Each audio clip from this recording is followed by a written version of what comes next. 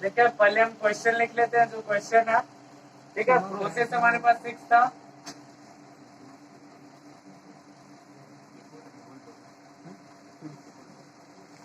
ठीक है, अब सीपीयू टाइम इसका लिख लेंगे। 4 8 P1 का 4 है, 8 P2 का 8 है, 3 P3 का 3 है, 1 P4 का 1, 4 9 P4 का 4, 9 P6 का 9 और अराइवल टाइम सिमिलरली 0, 1, 2, 3, 4, 5। ये हमारे पास क्वेश्चन दिया हुआ है और इसमें हमें निकालना है turn around time, waiting time, average waiting time and average turn around time using SJF, shortage job first. ठीक है, तो हम यहाँ पे पहले गैंट चार्ट बनाएंगे। छोड़ देना क्वेश्चन नहीं लिखना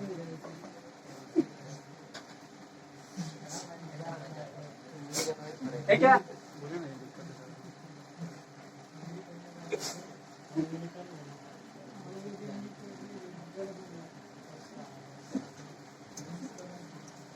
गैंट चार्ट साइड में बनाते हैं और इसी चार्ट को फिर कंटिन्यू कर देंगे तो एक्स्ट्रा स्पेस हमें नहीं लगेगा। ठीक है, तो गैंट चार्ट हम साइड में बनाते हैं। आ जाएगा ना, कैसे नहीं आएगा?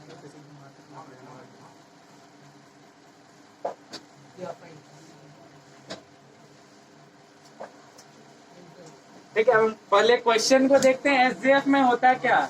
बेसिकली SJF जो प्रायोरिटी देता है जिसका एग्जीक्यूशन टाइम सबसे कम होता है, दैट मीन्स कि जिस भी प्रोसेस का एग्जीक्यूशन टाइम सबसे कम होगा वो प्रोसेस सबसे पहले एग्जीक्यूट होगा। ठीक है, तो हमारे पास अराइवल टाइम भी दिया हुआ है, तो अराइवल टाइम हम चेक करेंगे कौन सा प्रोसेस पहले आया। ठीक है, तो हम पहले चेक कर लेंगे कि हमारे पास 6 प्रोसेस है। सबसे पहले अराइवल टाइम किसका है? P1 का है, तो हम P1 टेक कर लेंगे और उसके बाद हम चेक करेंगे कि उसका अराइवल टाइम 0 है।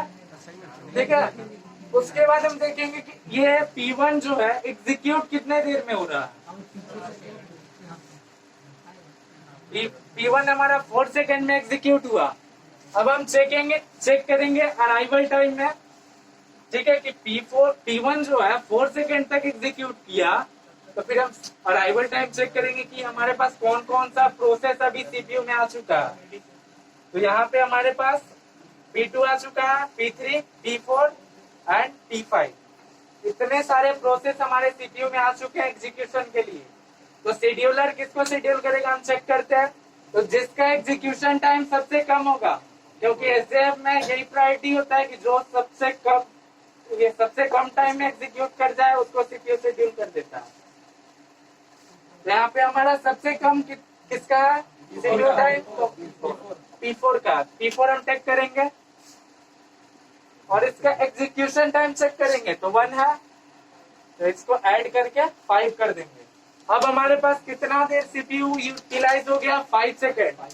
तो हम चेक करेंगे कि 5 सेकेंड तक कौन कौन सा प्रोसेस आ चुका। तो एक प्रोसेस बचा हुआ था जिसका अराइवल टाइम 5 था, ये भी अब सीपीयू में आ चुका है और एग्जीक्यूट हमारा हो चुका है P1 एंड P4।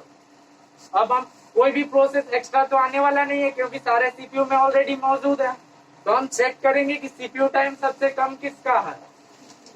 तो फिर यहाँ पे P3 का, तो P3 शेड्यूल होगा एग्जीक्यूशन के लिए और इसका चेक करेंगे एग्जीक्यूशन टाइम 3 है, तो 5 एंड 3 8 सेकेंड तक ये एग्जीक्यूट करेगा। लेकिन सारे प्रोसेस पहले ही आ चुके हैं तो हमें उस चीज को देखना नहीं है कि हाँ और कोई प्रोसेस आ रहा है या नहीं। ठीक है, उसके बाद सिमिलरिटी चेक करेंगे, P3 हमारा एग्जीक्यूट करेगा।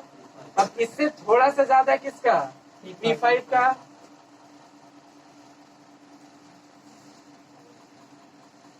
एंड ये एग्जीक्यूट कितने देर करेगा? 4 सेकेंड। 8 4 12। उसके बाद हम चेक करेंगे नेक्स्ट प्रोसेस कौन सा है। P2। हमारा P5 एग्जीक्यूट हो गया। P2 है 8 सेकेंड। P2 को टेक करेंगे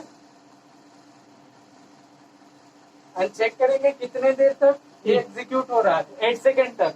12 एंड 8 20। और लास्ट हमारे पास एक प्रोसेस बच गया है P6। और कोई प्रोसेस बचा नहीं तो डायरेक्ट हम इसको शेड्यूल कर दिया जाएगा शेड्यूलर के द्वारा एग्जीक्यूशन के लिए। तो P6 टेक कर लेते हैं एंड टाइम लगेगा एग्जीक्यूट होने में 20 मिनट्स। हमारा गैंट चार्ट तैयार है। अब हम यहाँ से अपना कंप्लीशन टाइम लिख सकते हैं कि हाँ कौन सा प्रोसेस कब कंप्लीट किया, कितने टाइम लगा उसको कंप्लीट होने में। इसे दिखेगा करके देखो इसको तो बोले ठीक है। और एक चीज यहाँ पे ध्यान देना है कि कभी कभी स्टूडेंट क्या करते हैं कि अराइवल टाइम दिया हुआ है फिर भी कभी कभी दिक्कत होता है। किसी ने मेरे से क्वेश्चन पूछा था तो मैंने उसको बताया था, उसने क्या किया अराइवल टाइम को नोटिस नहीं किया, बस डायरेक्ट सीपीयू टाइम देखा और शेड्यूल कर दिया। तो ये चीज नहीं देखनी है, अराइवल टाइम दिया हुआ है तो हम लोग अराइवल टाइम को प्रायोरिटी देंगे, चेक करेंगे कितने प्रोसेस कब आ रहे हैं। ठीक है, तो कंप्लीशन टाइम सिमिलरली लिख लेंगे गैंट चार्ट से। P1 का हमारा है 4, P2 का 20 P1 का 4 हो गया। फिर देखेंगे P2, ठीक है। 20 तो कुछ स्टूडेंट क्या करते हैं सिमिलरली लिखते जाते हैं जैसा आता है, ठीक है। तो ये चीज हम देखेंगे कि P2 कहाँ है, ठीक है। और इसको एग्जीक्यूट होने में कितना टाइम लगा, 20 सेकेंड। तो यहाँ पे 20 लिख लेंगे एंड देन हमारे पास प्रोसेस P3 है तो P3 चेक करेंगे एंड टाइम लगा 8 सेकेंड। P4 को लगा एग्जीक्यूट होने में 5 सेकेंड। P5 चेक करेंगे, P5 को लगा 12 सेकेंड। एंड लास्ट एक प्रोसेस बचा है P6 और इसका एग्जीक्यूट होने में 29 सेकेंड। तो हम 29 लिख लेंगे। हम क्वेश्चन में चेक करेंगे कि अब हमसे पूछा क्या जा रहा है, तो हमें टर्न अराउंड टाइम निकालना है। फॉर्मूला सबको पता है, ठीक है। इसका फॉर्मूला होता है completion time minus arrival time. और एक चीज है, आप मान के चलो भूल जाओ कभी क्वेश्चन में कि हाँ क्या होता है, तो उसके लिए एक चीज होता है कि जब आप चार्ट बनाते हो ना तो सिमिलरली ऐसे ही बनता है। यदि हम क्वेश्चन को इग्नोर करें तो चार्ट हमारा इतना ही आएगा ना। अराइवल टाइम दिया है तो जस्ट बगल में देखेंगे और माइनस कर देंगे।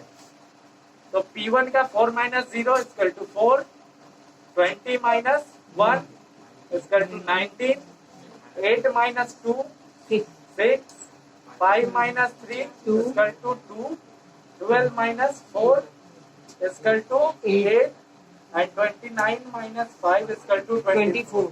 यहाँ तक किसी को दिक्कत है? नो। ठीक है, हम चेक करेंगे टीटी के अलावा क्वेश्चन में क्या पूछा जा रहा है।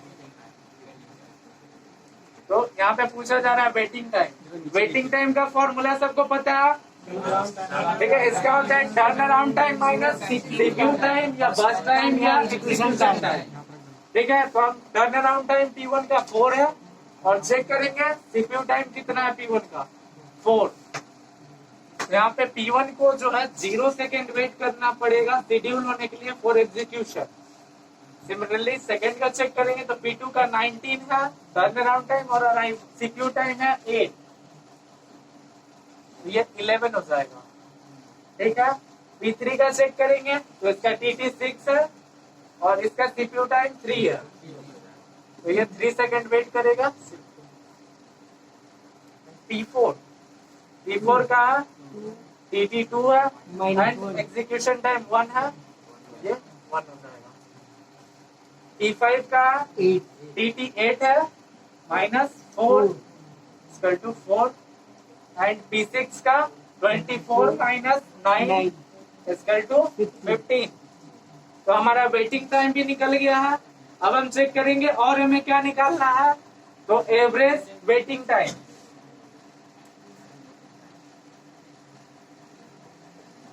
एवरेज वेटिंग टाइम में क्या करेंगे, जो भी प्रोसेस का आया है वेटिंग टाइम उसको लिख के और नंबर ऑफ प्रोसेस से डिवाइड कर देंगे।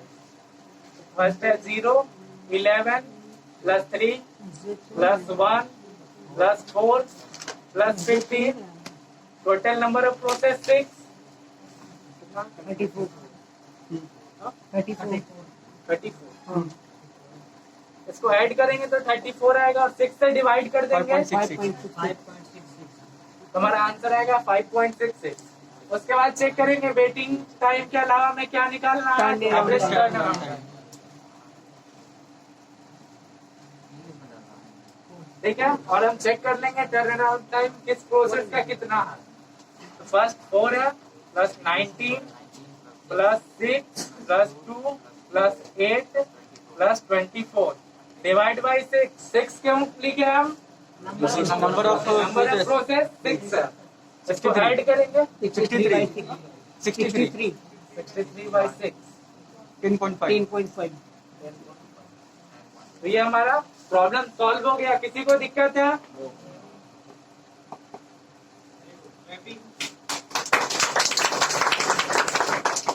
इसको कहते हैं हम लोग नॉलेज शेयरिंग हर स्टूडेंट